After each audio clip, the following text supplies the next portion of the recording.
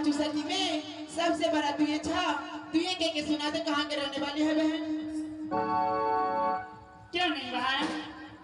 बहन अपना चारों पांचों सखी मृत भुवन के रहने वाली है बहन। क्यों नहीं बहन? जब चारों पांचों सखी मृत भुवन में जन्म ली, जब 4-5 साल की चारों पांचों सखी हुई, उस दिन से शिववा को मंदिर में पूजा करने के लिए जाती थी। लेकिन आज चारों पांचों सखी को रमन चमन में लेट हो चुकी है कि जल्दी चलो शिववा के मंदिर में पूजा करने के लिए वहां। क्यों नहीं बहन? कहीं नहीं यार। हाँ अगर तू सब करना जा छी पूजा करो। पूजा करा। हाँ के मैं हके अरे टकरा करे छे पूजा। पूजा नहीं बुझे छी? के पूछती तो पूछबे करती है। के पूजा करने से सुंदर घर और सुंदर बर मिले है। ये मास्टर साहब तो घर तो बुझे छी, अब बोर टकरा करे छे के बोर गाछ के गाय नहीं गए पिया बुझे छी? के हके ये के न बुझे छी जब सनूर रखे छे। के सब दिन के बकले ले रह जही। के स्वामीनाथ बुझे छी? के बोले वाली हम तो कुछ न बुझे छियो। घर वाला बुझे छी? घर वाला के जकरा घर है छे उ घरे वाला न है छे। गए दैया तोरे से रंग बेटी निकल गई की? के चुप गई पत्नी पातर चूड़ा अच्छे पत्नी के नहीं रख दे दूरा। गए दैया हमें दो टका बेटी छले बुझली तो की कहल का? हमें नांची बिया भरल छी आ सब बिया झड़ गेल छुच्छे भरल छी। हाँ दैया के तोरे से रंग बेटी निकल गई की? के लाल साड़ी टांगल है और सेल मन लागल है। काट कर बाजा तते डाट में भोर का देखत। आगे दैया काके की के बैठल छी बोरा पर आ मन जाए जवान का छोरा पर। आगे दैया तोर जगह कहे की के बाटी बाटी सात बाटी आई भोरवा गाल में नाच लगी। गए हम सब तो पूर्ण शुरू कर। हां हां का जवान जो काम कर दे कहिए दही। गए छोटकी गदैया तुरंत ना बैठी रे बुझली की करके सब बुझली की बाप रे गणपति में सब के तरह जगह। अरे बहन इस समय चारों पांचों सखी को रमन चमन में लेट हो चुकी है। जल्दी चलो शिववा के मंदिर में पूजा करने के लिए बहन। क्यों नहीं बहन? चलो बहन।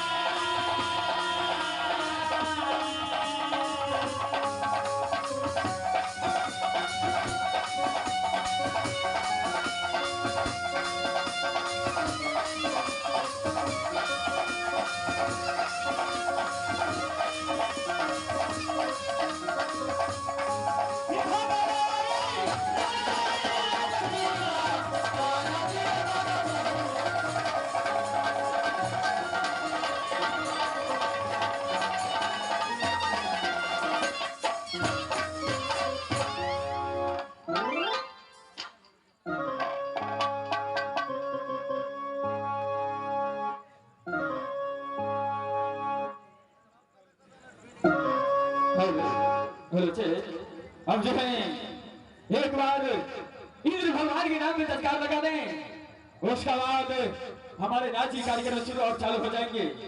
तो लगे जत्कार भगवान इंद्र के नाम पर इंद्र भगवान की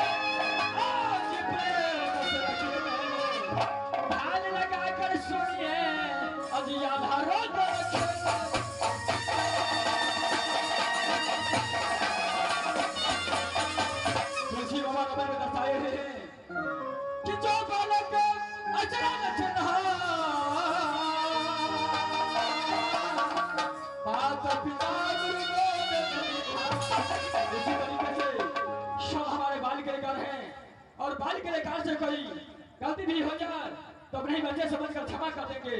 कृपया खेल पर ध्यान दीजिएगा। तो लेकिन हमें साथियों बता भरा आज की रात हमारे कंपनी देवेंद्र जी का द्वारा छोटा सा खंड आल्हा रुदल खिलाने जा रहे हैं, जिस खंड का बोल है स्वर्णिम लड़ाई और रुदल सिंह का जन्म। स्वर्णिम लड़ाई, रुदल सिंह का जन्म और फिर जासल सिंह का वध।